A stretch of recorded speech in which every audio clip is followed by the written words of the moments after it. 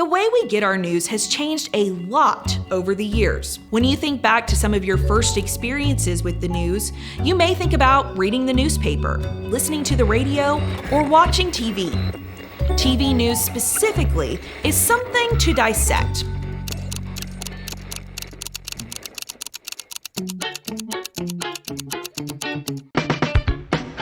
There are some differences when it comes to broadcast news and cable news. As we learned about in our news regulation episode, cable news networks come to you in private ways, like a satellite or fiber optic wire. They don't use the public airwaves, so there's less oversight. That means cable news can get away with opinions on their shows. Sometimes this is for entertainment's sake or even political persuasion, rather than just factual reporting of the news. The point of cable networks has shifted. There are now many more commentators whose job is to actually provide their opinion of the news, rather than deliver the facts. This gets more eyes on the screen, which in turn makes the cable network more money. But let's compare cable networks like CNN, Fox, and MSNBC to broadcast networks like ABC, CBS, and NBC. These anchors are expected to be factually correct and not provide their own views in their presentation. The same is true for PBS. All of these networks use public airwaves. But let's think back to a time before social media changed our news landscape. We used to not have constant access to the latest information, but that's obviously changed. We don't have to rely on the 5 o'clock news every evening to bring us important stories. I can just open up my phone and boom, everything going on is right at my fingertips.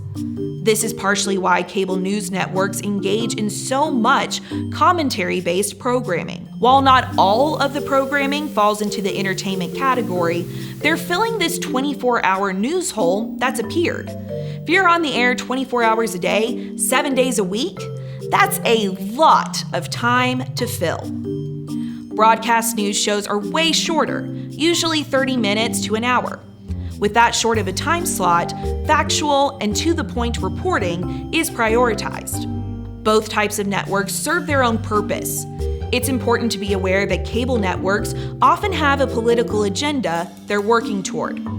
But knowing how extreme views are talked about among these commentators can be a way to better understand opposite sides of the spectrum. Let's recap. Cable news networks come to the viewer in a private way. Broadcast news networks come through the public airwaves, where there is more regulation on the content that can be played.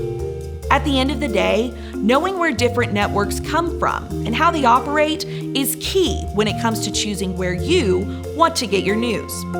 Picking a few different outlets to follow will help you be a better informed citizen. Hey guys, Sarah Self-Walbrick here. If you liked this episode of Media Bytes and want more lessons on media literacy in a media-heavy world, tap on over to our channel to see all past episodes. Be sure to follow us at TTU Public Media for the latest bites that'll help you become more news savvy. Your algorithm will thank you.